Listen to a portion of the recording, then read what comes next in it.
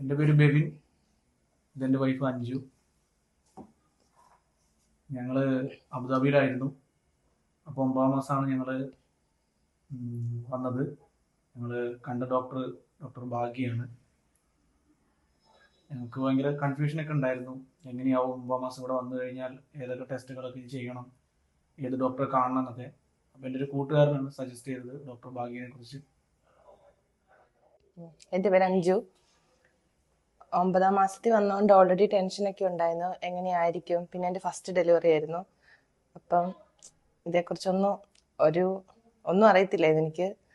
Already നല്ല ടെൻഷനായിരുന്നു. പക്ഷെ labour റൂമിലെ സ്റ്റാഫ്, എനിക്ക് എടുത്തു പറയേണ്ട പേരുകളൊന്നും ഞാൻ ഓർക്കുന്നില്ല, പക്ഷെ അവിടുത്തെ ഇൻചാർജ് ചേച്ചി, ക്ലീനിങ്ങിലെ സ്റ്റാഫുകൾ, പിന്നെ കുറച്ച് ട്രെയിനിങ് ആയിട്ടുള്ള കുറച്ച് നേഴ്സിംഗ് സ്റ്റാഫ്സ് ഉണ്ടായിരുന്നു. എല്ലാവരും എനിക്ക് ഒത്തിരി സപ്പോർട്ടീവ് ആയിരുന്നു.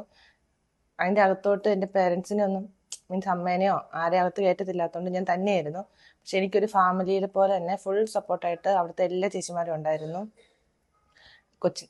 ലാസ്റ്റ് ആയപ്പോൾ ഞാൻ ഓർത്തു എനിക്ക് സിസേറിയനിലോട്ട് പോകേണ്ടി വരുമായിരിക്കുമെന്ന്.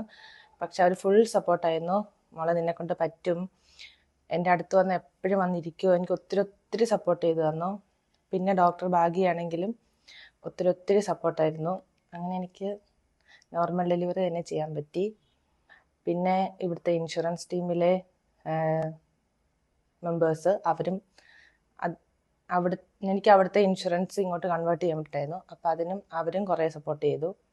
പിന്നെ വാർഡിലോട്ട് ഷിഫ്റ്റ് ചെയ്ത് കഴിഞ്ഞിട്ടാണെങ്കിലും ഇവിടുത്തെ സ്റ്റാഫുകളാണെങ്കിലും എല്ലാവരും നല്ല സപ്പോർട്ടീവ് ആയിരുന്നു. ഞങ്ങളിവിടെ പാക്കേജ് എടുത്തത് നോർമൽ പാക്കേജാണ് എടുത്തത്. കാരണം ലേബർ റൂമിൽ കയറി ഇവിടെ അങ്ങനത്തെ ഫെസിലിറ്റീസ് ഒക്കെ ഉണ്ടെന്ന് ഞങ്ങൾ വന്നപ്പോൾ എല്ലാവരും പറഞ്ഞായിരുന്നു. പക്ഷേ ലേബർ റൂമിൽ കയറി കഴിഞ്ഞാൽ എനിക്ക് അത്രയ്ക്കും ഇതില്ലാത്തതുകൊണ്ട് ഞാനത് വേണ്ടെന്ന് പറഞ്ഞു. പക്ഷേ ലേബർ റൂമിൽ ഇരിക്കുന്ന സമയത്താണെങ്കിലും നമുക്ക് പുറത്തിരിക്കുമ്പോൾ കയറ്റിയിട്ട് കുറച്ച് നേരമായിരുന്നു. ഫസ്റ്റ് ഡെലിവറി ആയതുകൊണ്ട് കുറച്ച് സമയം എടുക്കുമെന്ന് പറഞ്ഞായിരുന്നു. അപ്പോൾ ഭയങ്കര ടെൻഷനും കാര്യങ്ങളൊക്കെ ഉണ്ടായിരുന്നു. പക്ഷേ ലേബർ റൂമിൽ നിന്ന് ഇറങ്ങി വന്ന് അവളുടെ ആ എക്സൈറ്റ്മെൻറ്റും ആ ഒരു സംസാരമൊക്കെ കേട്ടപ്പോൾ എനിക്ക് ഭയങ്കര സന്തോഷം തോന്നി.